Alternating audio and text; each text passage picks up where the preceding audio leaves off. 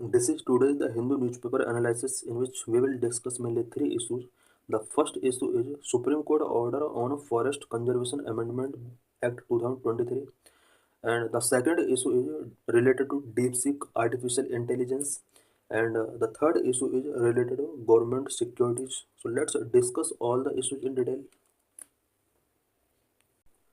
In this article, we will discuss about Supreme Court judgment on Forest Conservation Act 2023 and how Supreme Court changed the definition of forest. So let's discuss the issue in detail. Recent Supreme Court order came on pleas filed against the Forest Conservation Amendment Act 2023. Recent supreme court का जो order आया है वो forest conservation amendment act 2023 के against file की गई please पर ये सुप्रीम कोर्ट का जजमेंट आया है. The supreme court directed that the expression forest will continue to have a broad and all encompassing meaning for the time being. Supreme court ने government को direct किया है कि फॉरेस्ट वर्ड का जो एक्सप्रेशन है वो broad and all encompassing meaning को कवर करना चाहिए जब तक कि इससे रिलेटेड स्टेट और यूटीज के द्वारा कोई कानून नहीं बन जाता है.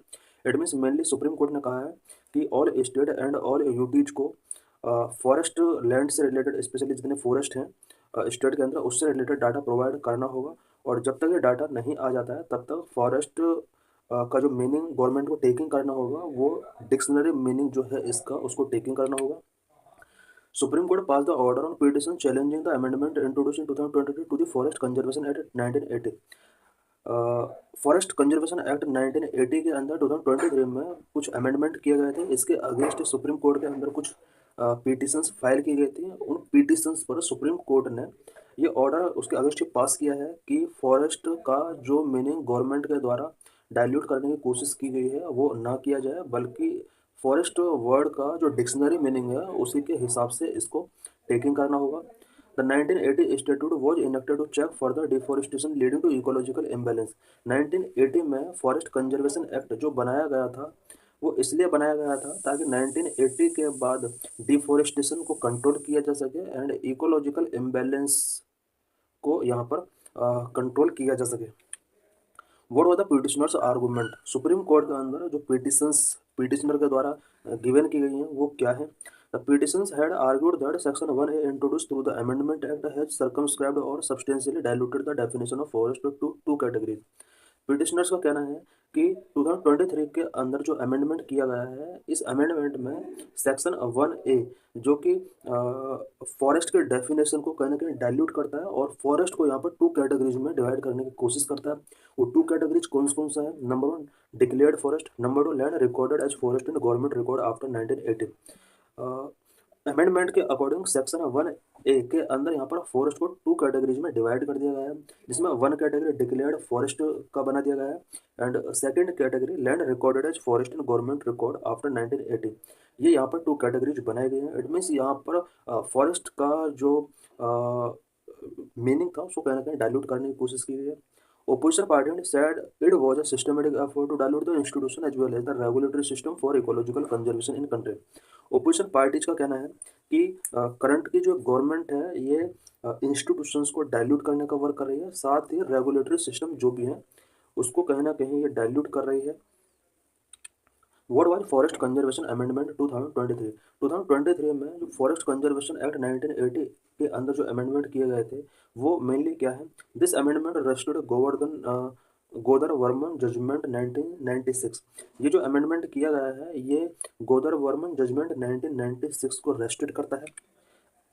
Exclude fragile ecosystem, unrestricted powers. This amendment restored Godar Varman judgment 1996. This amendment restored the act to only legally notified forest and forest recorded in government record on or after October 25, 1980. ये जो amendment किया गया है ये amendment 1980 के act को limit करता है. It means legally notified forest and forest recorded in government record. यहाँ तक फॉरेस्ट की डेफिनेशन को लिमिट करता है. स्पेशली 1980 के बाद जो भी लीगली नोटिफाइड फॉरेस्ट हैं और जो भी गवर्नमेंट रिकॉर्ड में फॉरेस्ट रिकॉर्ड किया गया एरिया है उसी को ये फॉरेस्ट मानता है. गोदर Varman judgement 1996 extended the scope of the act to the dictionary meaning of the forest area with trees rather than just area legally notified as forest.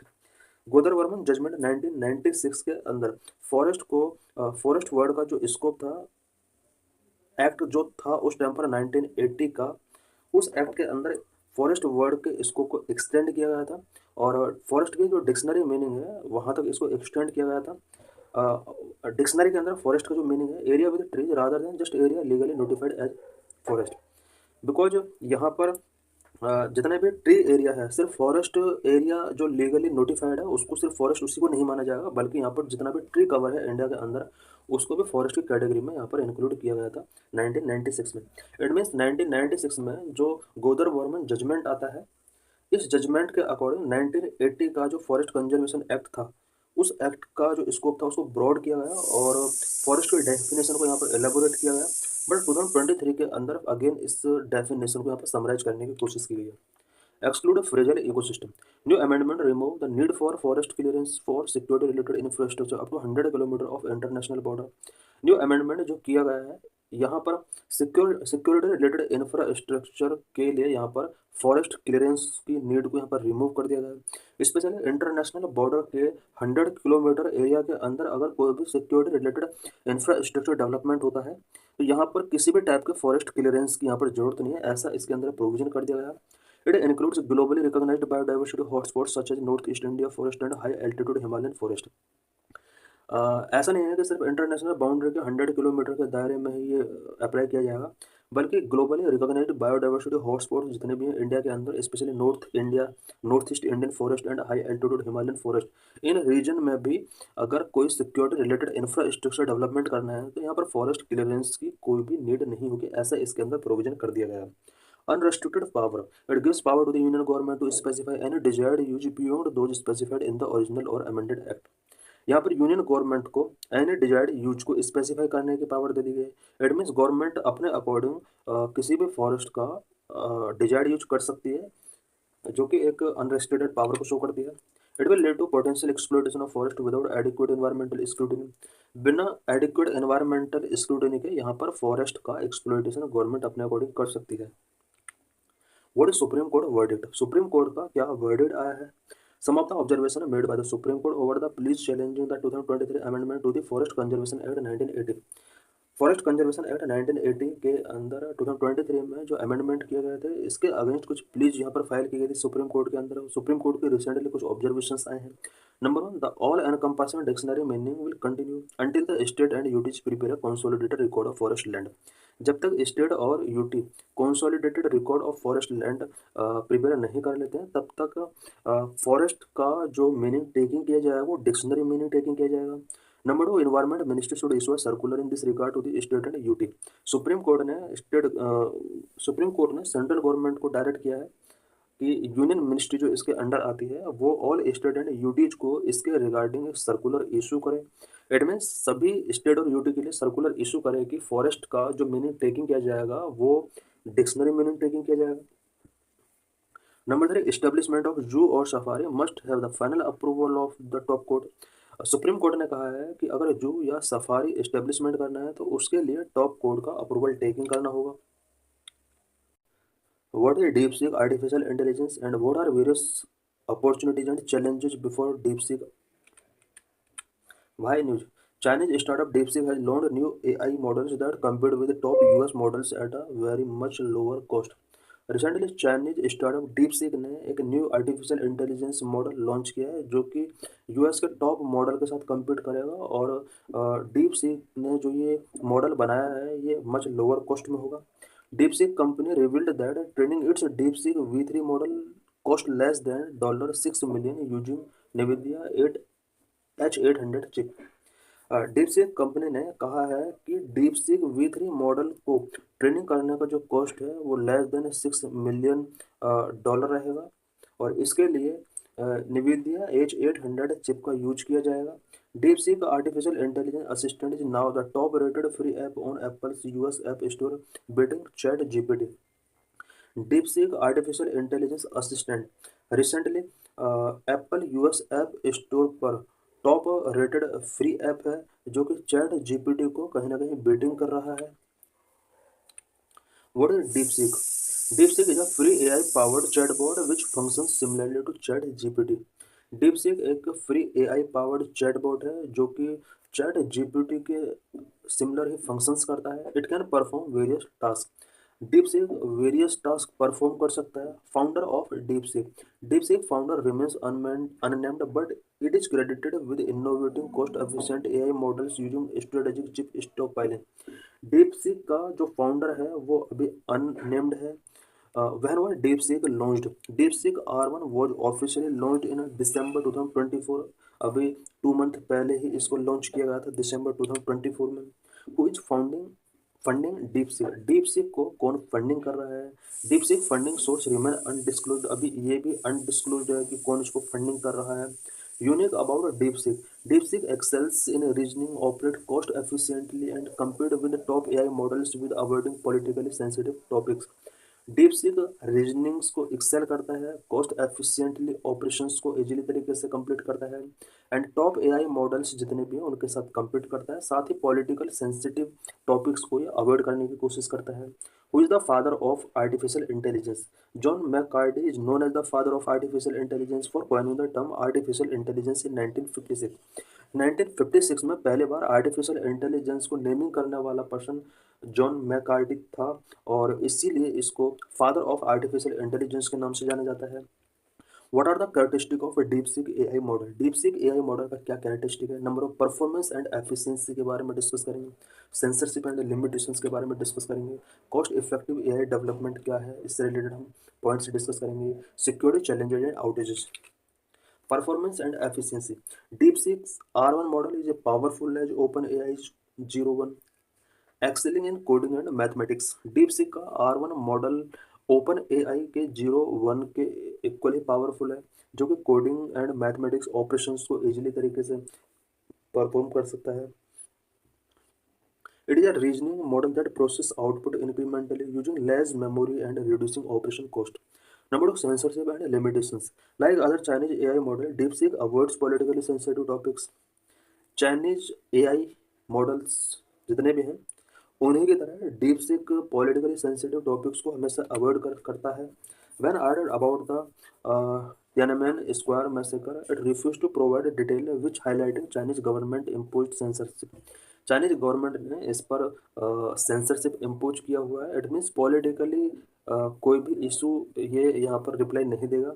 Number three, cost effective AI development. DeepSeek claim to have trained its model for just $6 million, which is very lower than the over $100 million OpenAI spent on ChatGPT। OpenAI ChatGPT पर इसने $100 से ज़्यादा खर्च किया, जबकि DeepSeek ने claim किया है कि इस मॉडल को ट्रेन करने में लेस देन $6 मिलियन का यहाँ पर खर्च आया है। The company's founder stockpiled NVIDIA A100 chips banned from export to China since 2022, pairing them with cheaper chips to develop the AI। Number one, security challenges and outages. After becoming the most downloaded free app on Apple's US App Store, Apple के US app store पर ये अभी तक का most downloaded free app बन चुका। Now DeepSeek faced large scale cyber attack forcing temporary registration limit. और because इसका फ्री डाउनलोडेड बहुत ज़्यादा हुआ है, इस वजह से यहाँ पर कुछ साइबर अटैक से रिलेटेड लार्ज स्केल पर ये कुछ इंसिडेंट शो हुए हैं, जिसकी वजह से टेम्परेरी रजिस्ट्रेशन इसका लिमिट कर दिया गया है टेम्परेरी टाइम के लिए। DeepSeek company also experience website outages. Website outages भी डीपसीक कंपनी इस टाइम पर फेस कर रही है। In this article, we will discuss about government securities। Recently, RBI, Reserve Bank of India, to buy rupees 1 lakh crore GSEC। GSEC means government securities। Why in news? RBI announced to open market purchase of government securities of rupees 1 lakh crore। Recently, RBI ने announce किया है कि वो government securities का open market purchasing करेगा और about 1 lakh crore rupees तक का यहाँ पर ये गवर्नमेंट सिक्योरिटीज को ओपन मार्केट परचेज करेगा। The liquidity injection will happen in 2 branches, rupees 50,000 crore on March 12 and the rest on March 18, the RBI said. RBI ने कहा है कि जो लिक्विडिटी इंजेक्शन RBI के द्वारा किया जाएगा ये 2 ट्रेंचेज में किया जाएगा। फर्स्ट 15,000 करोड़ रुपीज़ का 12 मार्च से स्टार्ट किया जाएगा एंड उसके बाद बाकी जो होगा 50,000 वो 18 मार्च को इंजेक्ट किया जाएगा। What is government security? जिस एक is a tradable instrument issued by the central government और द स्टेट गवर्नमेंट। जिस एक ट्रेडेबल इंस्ट्रूमेंट है जो कि सेंट्रल गवर्नमेंट या स्टेट गवर्नमेंट के द्वारा इशू किए जाते हैं। इट एक्नॉलेज द गवर्नमेंट डेब्ट obligation. Such securities may be of two types. Government securities जो होता है वो टू टाइप का हो सकता है। Number one short term, number two long term. Short term usually called treasury bills with original maturity of less than 1 year. Short term जिन्हें हम ट्रेजरी बिल भी कह सकते हैं। स्पेशली शॉर्ट टर्म के अंदर ट्रेजरी बिल आते हैं जो कि लेस देन 1 ईयर के मैच्योरिटीज के लिए होते हैं। Long term usually called government bonds और dated securities with original maturity of 1 year और मोर। लॉन्ग टर्म के अंदर गवर्नमेंट बॉन्ड्स आ सकते हैं एंड डेटेड सिक्योरिटीज आ सकते हैं जो कि जिनका मैच्योरिटी टाइम पीरियड 1 ईयर या मोर देन 1 ईयर हो सकता है। In India, the central government issues both treasury bills and bonds or dated securities, while the state government issue only bonds or dated securities, uh, which also known as state development loans. India के अंदर central government both यानी treasury bills and bonds और dated securities issue कर सकता है, जबकि state government जो होता है उसे सिर्फ बॉन्ड्स और डेटेड सिक्योरिटीज इशू करने की पावर है। बॉन्ड्स और dated securities which also known as state development loan, इन्हें स्टेट डेवलपमेंट लोन भी कहा जा सकता है। इट मीन्स ट्रेजरी बिल जो इशू करने की पावर है वो सेंट्रल गवर्नमेंट के पास है, स्टेट गवर्नमेंट को ये पावर नहीं है। स्टेट गवर्नमेंट ओनली बॉन्ड्स और डेटेड सिक्योरिटीज ही इशू कर सकता है। ट्रेजरी बिल और T bills are short-term debt instrument issued by the government of India and presently issued in three tenures, namely 91 days, 182 days and 364 days. Treasury और T bills जितने भी होते हैं ये शॉर्ट टर्म डेब्ट इंस्ट्रूमेंट होते हैं जो कि गवर्नमेंट ऑफ इंडिया के द्वारा ये रिलीज किए जाते हैं, इशू किए जाते हैं। प्रेजेंटली 3 टेन्योर्स में इनको रिलीज किया जाता है, 91 डेज के लिए, 182 डेज के लिए, 364 डेज के लिए। इट मीन्स ये less than 1 year time period के लिए होते हैं। Treasury bills are zero coupon securities and pay no interest. ये जीरो कूपन सिक्योरिटी हैं और इस पर कोई इंटरेस्ट पेमेंट नहीं करना होता है। Instead, they are issued at a discount rate and redeemed at the face value at maturity. Discount rate पर इन्हें इश्यू किया जाता है एंड मैच्योरिटी टाइम पर इन्हें फेस वैल्यू पर रिडीम किया जा सकता है, जिससे carry practically no risk of default and hence are called risk free gilt एजेज इंस्ट्रूमेंट। ये रिस्क फ्री गिल्ट एजेज इंस्ट्रूमेंट है बिकॉज इसमें कोई भी रिस्क ऑफ डिफॉल्ट का इशू नहीं है। Who can buy? जिससे गवर्नमेंट सिक्योरिटीज को कौन बाय कर सकता है? Various entities including banks, financial institutions, primary dealers, corporate entities, individuals, and foreign investors can purchase these. These securities can be bought through auctions conducted by the RBI or in the secondary market through recognized stock exchange or the NDSOM platform. ये जो securities होती हैं वो RBI के द्वारा conduct किया गया auction में भी इसको बॉट किया जा सकता है, सेकेंडरी मार्केट में भी थ्रू स्टॉक एक्सचेंज के द्वारा भी इसको बॉट किया जा सकता है। How are government securities issued? Government security किस तरह से इशू की जाती हैं? जिससे are issued through auctions conducted by RBI. Auctions are conducted on the electronic platform which called the e Kuber, the core banking solution platform of RBI. RBI का एक core banking solution it mean CBS होता है और इस platform पर ई कुबर एक electronic platform है जहां पर ऑक्शन किया जाता है। RBI conduct auctions usually every Wednesday to issue T-bills on 91 day, 182 day and 364 day tenors. RBI जो ये ऑप्शंस कंडक्ट करता है यूजुअली वेडनेसडे, एवरी वेडनेसडे को यहाँ पर ये ऑप्शन कंडक्ट किया जाता है। स्पेशली ट्रेजरी बिल इशू करने के लिए यहाँ पर ये कंडक्ट किया जाता है ऑप्शन 91 डेज के लिए, 182 डेज के लिए, 364 डेज के लिए। ट्रेजरी बिल जो होते हैं वो शॉर्ट टर्म गवर्नमेंट सिक्योरिटीज हैं। Like T bill CMBS cash management bills are also issued at a discount and deemed at face value on maturity. Treasury bill की तरह ही कैश मैनेजमेंट बिल CMS जो कि discounted and redeemed at face value on maturity पर issue किए जाते हैं। Tenures of CBMs is generally less than 91 days. 91 days से लेस टाइम पीरियड के लिए CMB ये इशू किए जाते हैं। इट मीन्स अबाउट 3 मंथ के लिए ये इशू किया जाता है। Repurchase buyback of government securities को RBI क्यों रिपर्चेज करता है? Repurchase of government securities a process in which central government and state government buy back their existing securities. Central government या स्टेट गवर्नमेंट अपने सिक्योरिटीज को दोबारा से बाय कर लेते हैं by redeeming the prematurely from the holders. The objective of buyback can be infusion of liquidity in the system में अगर लिक्विडिटी इन्फ्यूजन करना है, reduction of cost by buying back high coupon security. Number 3, reduction in the number of outstanding securities and improving liquidity in the government SEC market. Why do banks invest in government securities? Bank government securities में क्यों invest करते हैं? Government security offer bank a safe liquid investment option to park their surplus fund. Banks के पास कुछ surplus fund हो जाता है, उस फंड को इन्वेस्ट करने के लिए गवर्नमेंट सिक्योरिटी एक सेफ लिक्विड इन्वेस्टमेंट एक सेफ ऑप्शन हो सकता है। GSEC serve as a means for bank to meet their statutory liquidity ratio requirement। Because her bank को SLR अपना बैलेंस करना होता है। गवर्नमेंट सिक्योरिटीज बैंक के लिए इसको बैलेंस करने में एक इम्पोर्टेंट रोल प्ले कर सकते हैं। SLR mandate a certain portion of their deposit to be invested in government approved security। SLR जो होता है इसके अंदर एक प्रोविजन किया जाता है कि बैंक्स के पास जितना भी डिपॉजिट है उस डिपॉजिट का कुछ परसेंट गवर्नमेंट अप्रूव्ड सिक्योरिटीज में इन्वेस्ट करना होगा। About open market operation by RBI के द्वारा ओपन मार्केट ऑपरेशंस किए जाते हैं, उससे रिलेटेड कुछ पॉइंट्स हम यहाँ पर डिस्कस करेंगे। Open market operations are conducted by RBI by way of sale and purchase of government security to and from the market to adjust the rupee liquidity condition in the market on a durable basis. Open market operations जो conduct किए जाते हैं वो RBI के द्वारा government securities को cell करके या परचेज करके ये एक्टिविटी कंडक्ट की जाती है। When the RBI feels that there is excess liquidity in the market, the it sells securities thereby sucking out the rupee liquidity। RBI को जब लगता है कि मार्केट के अंदर लिक्विडिटी काफ़ी एक्सेस हो चुकी है, इस केस में RBI सिक्योरिटीज को सेल करेगा और रुपी लिक्विडिटी को सुकिंग कर लेगा।